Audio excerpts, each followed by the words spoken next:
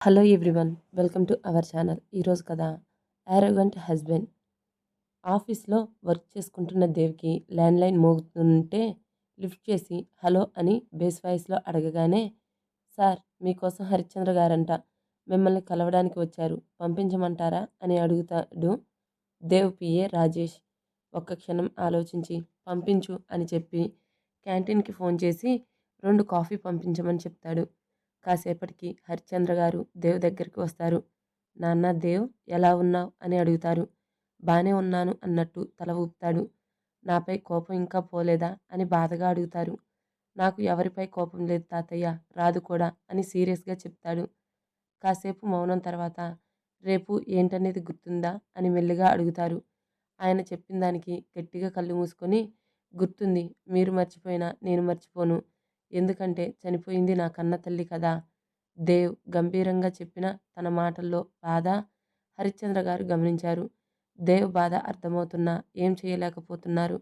దేవ్కి తల్లి దూరం అవడానికి పరోక్షంగా ఆయన కూడా కారణం కాబట్టి, కన్న తండ్రి ఉన్నా ఎవరూ లేని అనాథలా ఒంటరిగా ఉంటున్నాడు. వాళ్ళతో కలిసి ఉండమని చాలాసార్లు అడిగాడు, కానీ దేవ్ ఒప్పుకోలేదు. దేవ్ వాళ్ళతో ఉండడానికి ఒప్పుకున్న లాభం లేదు. కన్న తండ్రే దేవుని ద్వేషిస్తాడు. ఇక వాళ్ళతో ఉన్న దేవుకి అవమానాలు తప్ప ప్రేమ లభించదని అడగడం మానేశారు. కానీ ఆయన చనిపోయేలోగా తన కొడుకు దేవును ప్రేమగా చూడాలని ఆశపడుతున్నారు.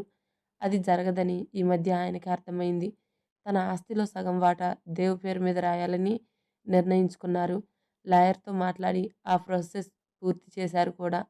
ఇంతలో కాఫీ రావడంతో ఆయనకి ఇచ్చి తను ఒక కప్ తీసుకొని ల్యాప్టాప్లో వర్క్ చేసుకుంటూ తాగడం స్టార్ట్ చేశాడు. ఈ మధ్య ఇంటికి సరిగ్గా రావడం లేదని తెలిసింది. ఎక్కడికి వెళ్తున్నావు దేవ్ అని అడుగుతారు. ఆ మాటకి చురుగ్గా చూసి, స్పై చేస్తున్నారా నాపై సీరియస్గా అడిగాడు. లేదు, ఈ మధ్య నిన్ను కలవడానికి వస్తే నువ్వు లేవు, ఆఫీస్కి కూడా రావని చెప్పావంట కదా, అందుకే అడుగుతున్నా అని కవర్ చేస్తారు. ఆయన మాటలు నమ్మాలి అనిపించలేదు దేవ్కి. చూడండి, నా వెనక మిమ్మల్ని మనుషుల్ని పెట్టి నా పర్సనల్ విషయాలు తెలుసుకోవాలని చూస్తే తాతయ్య అని కూడా చూడను అని బేస్ వాయిస్లో చెప్పగానే, నా పర్సనల్ అని ఆయన వేరు చేసి మాట్లాడుతుంటే బాధగా ఉన్నా, లేదు దేవ్, ఏదో తెలుసుకోవాలని అడిగాను, నువ్వలా అనుకోకు, ఏం లేదులే అని చిరునవ్వుతో సమాధానం చెప్తారు. రేపు గుడిలో అన్నదాన కార్యక్రమం చేద్దాం అని చెప్తారు. చేద్దాం కాదు, చేస్తాను, మా అమ్మకు సంబంధించిన అన్నీ నేనే చూసుకుంటాను, మీరు శ్రమ పడాల్సిన అవసరం లేదు అని సీరియస్గా చెప్తాడు. దేవ్, మరీ ఇంత దారుణంగా మాట్లాడకు నాన్న అంటారు బాధగా. మీరు చేసిన దారుణాల కంటే నా మాటలు ఎక్కువ కాదు. రేపు గుళ్ళో అమ్మ పేరు మీద అన్నదానం జరిపిస్తున్నాను, రావాలి అనుకుంటే రండి అని వాచ్ చూసుకొని, నాకు మీటింగ్కి టైం అవుతుంది అని ఇండైరెక్ట్గా వెళ్ళిపోమ్మని చెప్తాడు. నిజమే, ఆయన చేసిన తప్పులకి దేవ్ మాటలు చిన్నవే అని బాధపడుతూ వెళ్ళిపోయారు. ఆయన వెళ్ళగానే తన పర్సనల్ రూమ్కి వెళ్ళి తన తల్లి ఫోటో ముందు నించున్నాడు. అమాయకమైన తన తల్లి మొహం చూడగానే కన్నీళ్లు ఆగలేదు దేవ్కి. సాయంత్రం వరకు ఆ ఫోటో ముందు నిలబడి బాధపడుతూ ఉండిపోయాడు. హాస్పిటల్ నుండి రాగానే తన హ్యాండ్ బ్యాగ్ సోఫాలో విసిరి అసహనంగా కూర్చుంది. ఏమైంది శృతి, ఎందుకంత చిరాకు పడుతున్నావు అని శృతి తండ్రి మధుసూదన్ అడిగాడు. ఏం లేదు డాడ్, ఆ అనిల్ గాడిని నమ్ముకుంటే నా ప్లాన్ మొత్తం వేస్ట్ చేసేశాడు అని చిరాగ్గా అంది. ఏం మాట్లాడుతున్నావు బేబీ, అర్థమయ్యేలా చెప్పు. దేవ్ ఒక అమ్మాయితో క్లోజ్గా ఉంటున్నాడు అని చెప్పాను కదా. అవును చెప్పావు, ఏమైంది. దాన్ని అడ్డు తొలగించుకోవాలని ప్లాన్ చేస్తే ఆ అనిల్ గాడు మొత్తం నా నాశనం చేయడమే కాకుండా ఆ ఈడియట్ నాకే వార్నింగ్ ఇచ్చాడు అని తిడుతుంది. కూల్ బేబీ, ఇంకా చాలా అవకాశాలు ఉన్నాయి మనకి, దాని సంగతి నేను చూసుకుంటాను. దేవ్తో నీ పరిచయం ఎంతవరకు వచ్చింది. స్టార్టింగ్ ఎంతుందో అంతే ఉంది.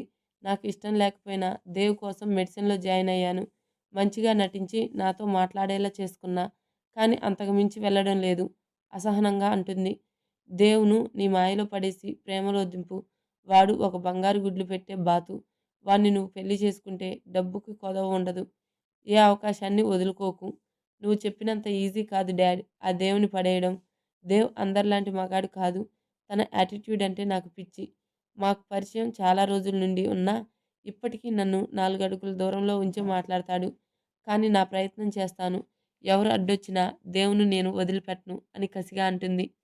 సరే ఆ అమ్మాయిని నాకు చూపించు. నేను చూసుకుంటాను. సరే అని తన రూమ్‌లోకి వెళ్ళిపోయింది. ఈవినింగ్ వరకు ఆఫీస్‌లో ఉండి అమూల్యని చూడాలి అనిపించి టైం చూసి అమూల్య ఇంటికి బయలుదేరాడు దేవ్. ఈవినింగ్ వరకు ఆఫీస్‌లో ఉండి అమూల్యను చూడాలనిపించి బైక్ స్టార్ట్ చేసి అమూల్య ఇంటికి పోనిచ్చాడు. ఇటు కౌశిక్ వెళ్ళడం, ఆ వెంటనే దేవ్ అమూల్య కోసం రావడం జరిగింది. అమూల్య ఇంటికి దూరంలో ఎప్పుడు పార్క్ చేసే దగ్గర బైక్ పార్క్ చేసి అమూల్య ఇంటికి వెళ్ళాడు. తను వెళ్ళేసరికి అమూల్య వంటగదిలో వంట చేస్తుంది. సైలెంట్‌గా స్టెప్స్ ఎక్కి అమూల్య ఇష్టంగా చూసుకునే పూల మొక్కల దగ్గర నుంచున్నాడు. ఈ మధ్య అమూల్య గురించి చాలా తెలుసుకున్నాడు. అమూల్య ఫాదర్ బ్యాంక్ ఎంప్లాయ్. గోపాల్ గారు సెంటర్‌లో ఒక సూపర్ మార్కెట్ ఉంది. మనుషుల్ని పెట్టి రన్ చేస్తున్నారు. ఈవినింగ్ బ్యాంక్ నుండి నేరుగా సూపర్ మార్కెట్‌కి వెళ్ళి అక్కడ అన్నీ చూసుకొని నైట్ 8కి ఇంటికి వస్తారు. అందుకే అంత ధైర్యంగా దేవ్ అమూల్య ఇంటికి వచ్చాడు. కౌశిక్ కూడా తన మామయ్య ఆ టైంలో ఇంటికి రాడని, తన తల్లి ఇంట్లో లేదని ఇదే అవకాశంగా అమూల్యని ఎలాగైనా తన వశం చేసుకుందాం అనుకున్నాడు. కానీ తిరిగి తనకి బెడిసి కొడుతుందేమో అని భయపడి తర్వాత చూసుకుందాం అనుకుని బయటకు వెళ్ళిపోయాడు. అమూల్య రాకముందే తన పట్టీల సౌండ్ వినిపించింది. సౌండ్ ఆగిపోయినా మాట వినిపించకపోతే ఓరగా తల తిప్పి చూశాడు. అక్కడ అమూల్య ఉన్న చోటే బిగుసుకుపోవడం చూసి చిరాకు వచ్చి ఇంకెంతసేపు అలా నిలబడతావు? దగ్గరికి రా అని బేస్ వాయిస్‌లో చెప్పగానే దేవ్ దగ్గరకు అమూల్య కంగారుగా వచ్చింది. సార్ మీరిక్కడ ఏంటి? అని చుట్టూ చూస్తూ కంగారుగా అడుగుతుంది. అమూల్య ఇంటికి కొంచెం దూరంలో చుట్టుపక్కల హౌసెస్ ఏమి ఉండవు. వాళ్ళు మేడ మీద ఎవరున్నా తెలీదు. ఈ విషయం మర్చిపోయి కంగారు పడుతుంది అమూల్య. ఏయ్ గుమ్మడి! ఎందుకు కంగారు పడుతున్నావు? అని సీరియస్‌గా అడుగుతాడు. సార్ మీరు ఇక్కడేం చేస్తున్నారు? ఎవరైనా చూస్తే నా పనైపోతుంది. అసలు ఇక్కడికి ఎందుకొచ్చారు? అని భయంగా అడుగుతుంది. చెప్తా కానీ నీ హెల్త్ ఎలా ఉంది? టాబ్లెట్స్ వేసుకున్నావా? అమూల్య నుదుటిపై గాయం టచ్ చేస్తూ అడిగాడు. దేవ్ ఊపిరి తన మొహంపై పడుతుంటే అమూల్యకి తనకి కంగారుగా అనిపించింది. ఇన్ని రోజులు దేవ్‌కి దగ్గరగా ఉన్న 4 అడుగులు దూరంలో ఉండి మాట్లాడేది. సడెన్‌గా దేవ్ అంత దగ్గరగా వచ్చేసరికి అమూల్యకు ఏదో తెలియని ఫీలింగ్ కలుగుతుంది. కౌశిక్ దగ్గరికి వచ్చినప్పుడు అమూల్యకు భయం వేసింది. కానీ దేవ్ వచ్చినప్పుడు అమూల్యకు భయం బదులు ఇంకేదో ఫీలింగ్ కలుగుతుంది. విచిత్రంగా అనిపించింది అమూల్యకి. బొమ్మలా బిగుసుకుపోయిన అమూల్యను చూసి కనిపించకుండా చిన్నగా నవ్వుకొని తలపై చిన్నగా మొట్టి నేనెక్కడ మాట్లాడుతుంటే నువ్వెక్కడికి ఎళ్ళిపోయావు? అన్న దేవ్ మాటలకి ఉలిక్కిపడింది. చెప్పు ఇప్పుడెలా ఉంది? అని మళ్ళీ అడిగాడు. బానే ఉంది సార్. టాబ్లెట్స్ వేసుకున్నా అని చెప్తుంది. అమూల్య చేయి పట్టుకొని అక్కడే కింద కూర్చోబెట్టి తను కూర్చున్నాడు. తనతో తెచ్చిన ఫస్ట్ ఎయిడ్ బాక్స్ ఓపెన్ చేసి పెద్దగా కట్టిన కట్టు తీసేసి క్లీన్ చేసి చిన్న బ్యాండేజ్ వేశాడు. దేవ్ తన గురించి గుర్తుపెట్టుకొని ఇంటికి వచ్చి తన గురించి అడుగుతుంటే ఇన్ని రోజులు తనపై కోపం చూపించిన దేవ్‌కి ఇప్పుటి దేవ్‌కి చాలా తేడా కనిపించింది అమూల్యకి. దేవ్ తనపై కన్సల్ట్ చూపిస్తుంటే అమూల్యకి చాలా నచ్చింది. కళ్ళలో మెరుపుతో మైమరుపుగా రెప్ప వేయకుండా దేవ్ వైపు చూస్తుంది. అదంతా గమనించిన దేవ్ నార్మల్‌గా ఉన్నాడు. బ్యాండేజ్ వేయడం పూర్తవడంతో ఫుడ్ ఏం వండావు? చాలా ఆకలిగా ఉంది. ఏదైనా తినడానికి తీసుకురా అని చెప్తాడు. దేవ్ ఆకలి అనగానే అమూల్య వెంటనే లేచి కిందకి వెళ్ళింది. కౌశిక్, గోపాల్ గారు నైట్ చపాతీ తింటారు.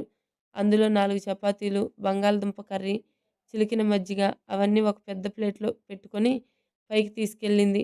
అమూల్య వెళ్ళేసరికి దేవ్ ఫోన్ చూసుకుంటూ ఉన్నాడు. అమూల్యను చూసి ఫోన్ పాకెట్‌లో పెట్టుకున్నాడు. ప్లేట్‌లో వడ్డించి దేవ్‌కి అందించింది. దేవ్ 2 చపాతీలు తిని మిగిలిన 2 వదిలేశాడు. సార్ వదిలేశారే తినండి అని అడుగుతుంది. నేను నైట్ ఇంతకు మించి తినను అని చెప్తాడు. అమూల్యకి ఫుడ్ వేస్ట్ చేయడం ఇష్టం లేదు. అలా అని దేవ్ ఎంగిల్ తినడానికి సంకోచిస్తుంది. అమూల్య ఏం చేస్తుందా అని ఫోన్ చూసుకుంటూ ఓరకంట అమూల్యను గమనిస్తున్నాడు. ఫుడ్ వేస్ట్ చేయడం ఇష్టం లేక దేవ్ వదిలేసినవి తినేసింది. ఎక్కువ తినకపోతే ముందే తీసేయొచ్చు కదా అని అడగకుండా సైలెంట్‌గా తినేస్తుంది. మెంటల్ అని నవ్వుకున్నాడు. అమూల్య తినేసి దేవ్‌కి మజ్జిగ గ్లాస్ అందించింది. మజ్జిగ కూడా వదిలేస్తే ఎక్కువ అనుమానం కలుగుతుందని మొత్తం తాగేశాడు. తిన్నవన్నీ ఒక పక్కకు పెట్టేసి దేవ్ వైపు చూస్తుంది. ఎందుకు వచ్చాడా అని. తన చూపులు అర్థం చేసుకొని తెలిసి నేనిక్కడికి రావడం నీకు ప్రాబ్లమా అని అడుగుతాడు. దేవును ఇక్కడ గోపాల్ గారు, కౌశిక్ చూస్తే తన గురించి ఏమనుకుంటారో అని అమూల్య టెన్షన్ పడుతుంటే దేవ్ అడిగిన దానికి విస్తుపోయింది. ఒంటరిగా ఉన్న ఒక ఆడపిల్ల ఇంటికి రావడం తప్పు. అలాంటిది వచ్చి నేను నీకు ఇక్కడికి రావడం ప్రాబ్లమా అని అడుగుతుంటే అమూల్యకు ఏం చెప్పాలో అర్థం కాలేదు. అర్థం కాకుండా చూస్తుంటే తన వైపు చూసి నేను వచ్చిన పనేంటి అంటే రేపు నువ్వు నాతో గుడికి రావాలి అని అంటాడు. సార్, మీరు ఫ్రెషర్స్ పార్టీ వరకు మీరు చెప్పింది చెయ్యాలని చెప్పారు. నేను మీకు చెప్పిందల్లా చేశాను. దాంతో నా పనిష్మెంట్ పూర్తయిపోయింది. ఇప్పుడొచ్చి మీరు పిలిచిన చోటికి రావడం కుదరదు సార్. ఏదైతే అదయిందని ధైర్యం చేసి అడిగింది. అమూల్య మాటలకి చిర్రెత్తుకొచ్చింది దేవ్‌కి. ఏయ్! ఏంటే ఎక్కువ చేస్తున్నావు? కూల్‌గా ఉన్నానని నోరు లెగుస్తుంది. ఇప్పుడు చెప్తున్నా విను. ఇప్పటి నుండి నేను చెప్పిందే చేస్తున్నావు. నాతోనే ఉంటున్నావు. నా పర్మిషన్ లేకుండా నువ్వేం చేయడానికి వీల్లేదు. అండ్ రేపు నువ్వు గుడికి వస్తున్నావు. వచ్చి తీరాలి. లేదంటే నేనేం చేస్తానో అనేది నువ్వు ఊహించలేవు అని బేస్ వాయిస్‌తో చెప్తాడు. ఇప్పటివరకు సాఫ్ట్‌గా మాట్లాడిన దేవ్ సడెన్‌గా సీరియస్ అయ్యేసరికి అమూల్య మాటల్లో ఏం తప్పుందో, ఎందుకంత సీరియస్ అయ్యాడో అర్థం కాలేదు. కళ్ళల్లో నీళ్లతో దేవ్ వైపు చూస్తుంది. అమూల్య కన్నీళ్లు చూసి గట్టిగా కళ్ళు మూసుకొని తన కోపం కంట్రోల్ చేసుకున్నాడు. సార్, మీరు నన్ను ఇబ్బంది పెట్టడం ఏం బాలేదు. మీరేం చేసినా సైలెంట్‌గా ఉంటున్నానని దాన్ని మీరు అడ్వాంటేజ్‌గా తీసుకోవడం ఏం బాలేదు. మీరిలా మా ఇంటికి రావడం మా నాన్న చూశారంటే నన్ను తప్పుగా అనుకుంటారు. దయచేసి నన్ను వదిలేయండి. నా వల్ల మీరు బాధపడినా నన్ను క్షమించండి అని తలదించుకొని చేతులు జోడించింది. అమూల్య చేతులు విదిలించి అక్కడి నుంచి వెళ్ళిపోయాడు.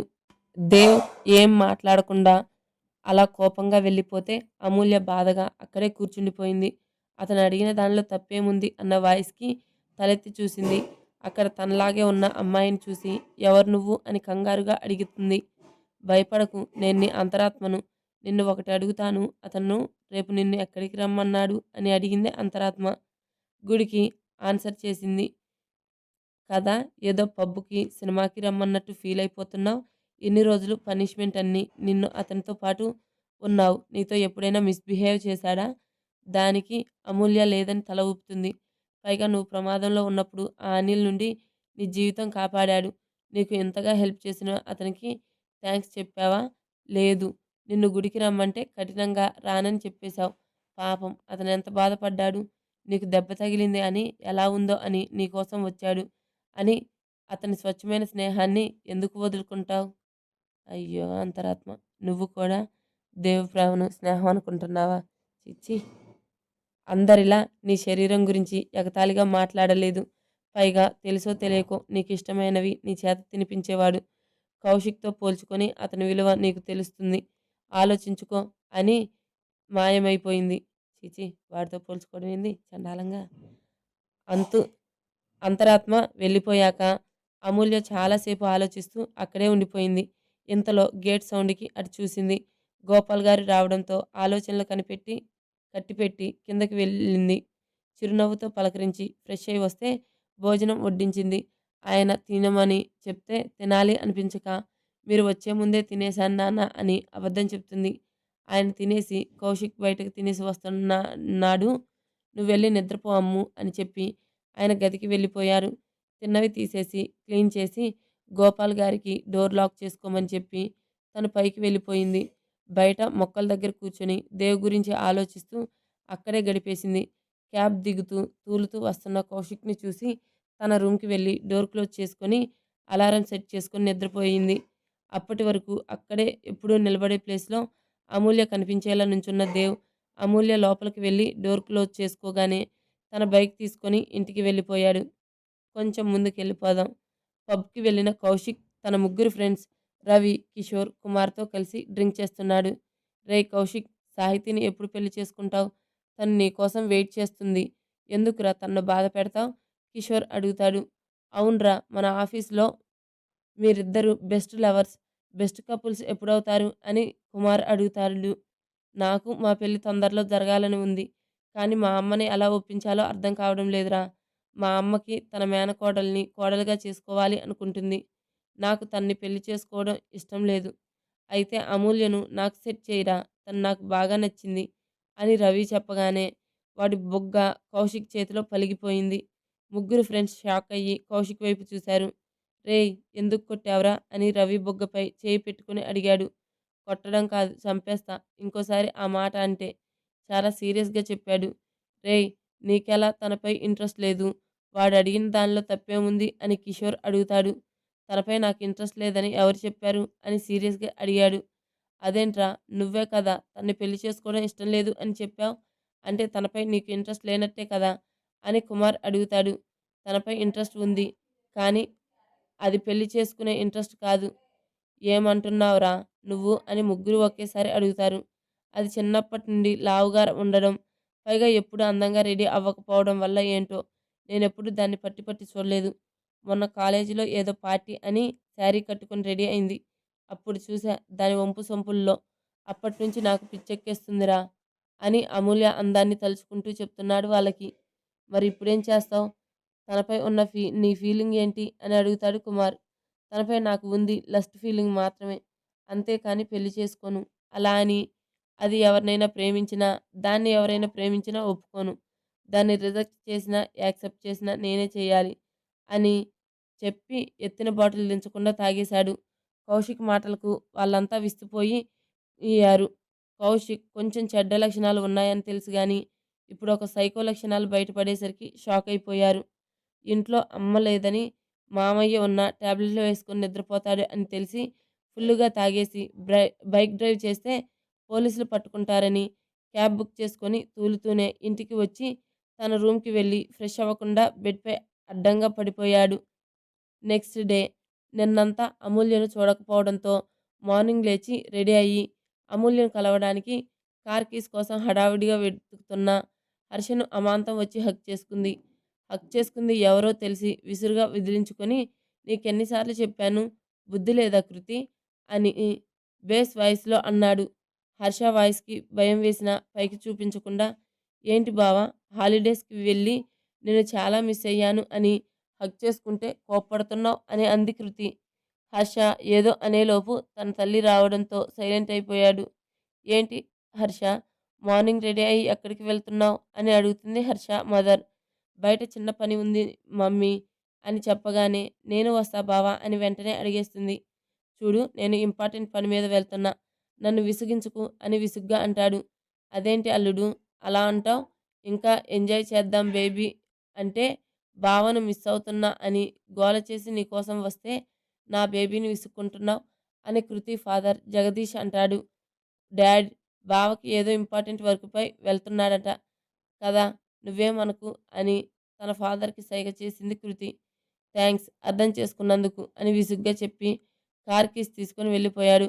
అన్నయ్య వెళ్ళి ఫ్రెష్ అయ్యి రండి టిఫిన్ చేద్దురు కానీ అని చెప్పి హర్ష మదర్ వెళ్ళిపోతుంది. తండ్రి కూతుర్లిద్దరూ ఏదో సైగ చేసుకొని ఎవరి రూమ్‌కి వాళ్ళు వెళ్ళిపోతారు. మార్నింగ్ 7కి మెలకువ వచ్చిన కౌశిక్‌కి తల పట్టేసినట్టు ఉంటే లేచి కణతల రుద్దుకుంటూ కూర్చున్నాడు. అమూల్య గుర్తు రావడంతో కాఫీ అడిగి మాటలు కలుపుదాం అని లేచి ఫేస్ వాష్ చేసుకుని హాల్లోకి వచ్చాడు. హాల్లోకి అడుగుపెట్టగానే అగరబత్తి స్మెల్ తెలుస్తుంటే అమూల్య లేచి పూజ చేసిందని అర్థమయ్యి అమూల్య కోసం కిచెన్‌లోకి వెళ్ళాడు. అక్కడ పని మనిషి గిన్నెలు వాష్ చేస్తూ కనిపించింది. కౌశిక్‌ని చూసి ఏమైనా కావాలా బాబు అని అడుగుతుంది. అది అమూల్య ఎక్కడా?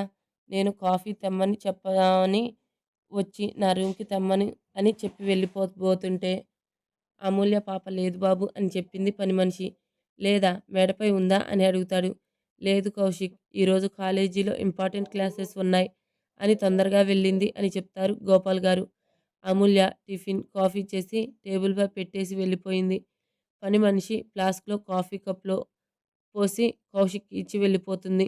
పొద్దున్నే క్లాస్ ఎవరు చెప్పేస్తున్నారు దీనికి అని నోట్లో గొనుక్కుంటూ కాఫీ తీసుకొని రూమ్‌కి వెళ్ళిపోయాడు. కొంచెం వెనక్కి వెళ్దాం. అలారం సౌండ్‌కి మెలకువ వచ్చిన అమూల్యకి నైట్ దేవ్ గుడికి రమ్మని చెప్పడం గుర్తొచ్చింది. గుడికి రమ్మని చెప్పారు కదా! రానని చెప్పి సార్‌కి కోపం తెప్పించాను. అసలు గుడికి ఎందుకు రమ్మన్నారో విషయం ఏమై ఉంటుంది? పూర్తిగా విషయం తెలుసుకోకుండా సార్‌పై సీరియస్ అయ్యాను. పాపం సార్ ఫీల్ అయిపోయి వెళ్ళిపోయారు అని బాధపడింది. ఏదో నిర్ణయం తీసుకున్నట్టు లేచి ఫ్రెష్ అయ్యి కిందకి వెళ్ళింది. తను వెళ్ళేసరికి గోపాల్ గారు వాకింగ్ వెళ్ళడానికి బయటకు వచ్చారు. ఆయన దగ్గరికి వెళ్ళి నాన్న అని పిలిచింది.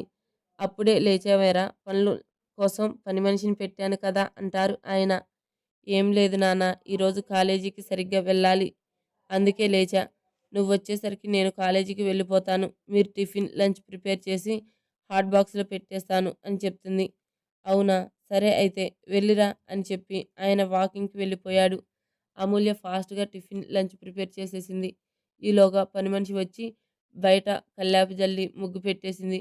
ఆవిడకి కొన్ని పనులు అప్పగించి తన రూమ్‌కి వెళ్ళి రెడీ అయ్యి బ్యాగ్ తీసుకొని వీధి చివరన ఆటో కనపడితే ఆపి ఎక్కింది. రేపు ఉదయం లేచి తలస్నానం చేసి వైట్ షర్ట్, బ్లాక్ ప్యాంట్ వేసుకొని రెడీ అయ్యి గుడికి బయలుదేరాడు. దారి పొడవునా అమూల్య తలుపులే గుడికి పిలిచినప్పుడు వస్తుంది అనుకున్నాడు. కానని రాను అని చెప్పేసరికి పిచ్చ కోపం వచ్చింది. ఆ కోపంలో అమూల్యను హర్ట్ చేసేస్తాడేమో అని భయపడి అక్కడి నుండి వెళ్ళిపోయాడు. చాలా చిరాకుగా గుడికి చేరుకున్నాడు. తను వెళ్ళేసరికి రాజేష్ అక్కడ ఏర్పాట్లు చూసుకుంటున్నాడు. తన దగ్గరికి వెళ్ళి ఎంతవరకు వచ్చాయి రాజేష్ అని అడుగుతాడు. సార్ ఆల్మోస్ట్ కంప్లీట్ అయిపోయాయి సార్. వంట వాళ్ళు వంట చేస్తున్నారు అని చెప్తాడు. ఓకే అని వంటలు చేసే ప్లేస్‌కి వెళ్తాడు. వాళ్ళకన్నీ నీట్‌గా రెడీ చేయమని స్ట్రిక్ట్‌గా వార్నింగ్ ఇచ్చి అక్కడే ఉన్న చెట్టు కింద కూర్చొని అమూల్య గురించి ఆలోచిస్తున్నాడు. ఈరోజు తన తల్లి జ్ఞాపకాలను తలుచుకొని బాధపడి ఉండేవాడు. కానీ విచిత్రం అమూల్య గుర్తొస్తుంది అతనికి. తను పిలిస్తే రానని ఖరాఖండిగా చెప్పిన అమూల్యపై కోపం వచ్చింది తనకి. గుడికి చేరుకున్న హరిశ్చంద్ర గారు గుడిలోకి వెళ్ళి దేవుని దర్శనం చేసుకొని దేవుని వెతుక్కుంటూ దేవుడున్న ప్లేస్‌కి వచ్చారు. బాధగా ఉంటాడు అనుకున్న తన మనవడు చేతిలో గుప్పెడు రాళ్ళు పట్టుకొని అక్కడ ఉన్న కోనేట్లో విసురుతూ కనిపించాడు. తన కళ్ళల్లో దిగులు, మొహంలో చిరాకు కనిపించాయి ఆయనకి. ఆశ్చర్యపోయారు ఆయన. దేవ్ దగ్గరికి వెళ్ళి దేవ్ అని పిలిచారు. విసుగ్గానే తలెత్తి ఏంటి తాతయ్య అన్నాడు. ఏమైంది దేవ్ ఎందుకలా ఉన్నావ్ అని దేవ్ పక్కన కూర్చొని అడిగాడు ఆయన. నేనెలా ఉన్నా మొహం చిట్లించుకొని అడిగాడు. ఎప్పుడు మీ అమ్మ చనిపోయిన రోజున నువ్వు బాధపడుతూ ఉండేవాడివి. కానీ ఈరోజు అలా లేవు అని నాకు అనిపిస్తుంది. అలా అని నువ్వు హుషారుగా ఉన్నావు అని నేను అనడం లేదు. నువ్వు దేని గురించో చిరాకుగా ఉన్నావు. ఏమైంది నాన్న అని అడిగారు. అప్పుడు గమనించాడు దేవ్ తను అమూల్య తలుపుల్లో తన బాధ మర్చిపోయాడు. అమూల్యను కలవకముందు పాత చెడ్డ జ్ఞాపకాలతో మగ్గిపోయేవాడు. కానీ ఇప్పుడు అమూల్య తలుపులు వదలడం లేదు. తనని నిద్రలో కూడా. అదంతా తలుచుకోగానే దేవ్ పెదవులపై చిరునవ్వు వచ్చి చేరింది. ఇంతలో గుడి ముందు ఆటో ఆగడంతో అటు చూశాడు. ఆటోలో నుండి అమూల్య దిగుతూ కనిపించింది. దేవ్ కోసం సిటీలో ఉన్న గుడులన్నీ వెతికేసింది అమూల్య. ఆటో డ్రైవర్కి చిరాకొచ్చి ఇంకా ఎంత దూరం అమ్మా? పొద్దుటి నుండి సిటీ మొత్తం తిప్పేసి చేస్తున్నావు అని విసుక్కున్నాడు. అన్నా ప్లీజ్ కోప్పడకండి కొంచెం లెఫ్ట్‌కి పోనీ అని బ్రతిమిలాడితే చిరాకు పడుతూనే పోనిచ్చాడు. కొంచెం దూరం గుడి బయట దేవ్ బైకు కనపడగానే ఆ గుడి దగ్గరికి ఆపమని చెప్పి దిగింది. అమూల్యను చూడడం కోసం అందరికంటే ముందే కాలేజీకి వచ్చేశాడు హర్ష. కాలేజీలో క్లీన్ చేస్తున్న పనివాళ్ళు అంతా ఉదయాన్నే వచ్చి బయట కూర్చున్న హర్ష వైపు విచిత్రంగా చూశారు. కానీ హర్ష అవేం పట్టించుకోవడం లేదు. అమూల్య ఎప్పుడొస్తుందా అని ఎంట్రన్స్ వైపే చూస్తున్నాడు. అమూల్య దేవ్ కోసం వెళ్ళిందని తెలిస్తే పాపం హర్ష ఫీలింగ్ ఏంటి? స్టోరీ కనుక నచ్చితే ప్లీజ్ లైక్ చేయండి, సబ్స్క్రైబ్ చేసుకోండి. అండ్ అలాగే మన ఇంకో ఛానల్ గౌరికా స్టోరీ వరల్డ్ని కూడా ప్లీజ్ సబ్స్క్రైబ్ చేసుకోండి. అందులో కొంచెం న్యూ స్టోరీస్ పెట్టాలనుకుంటున్నాం. Thank you so much.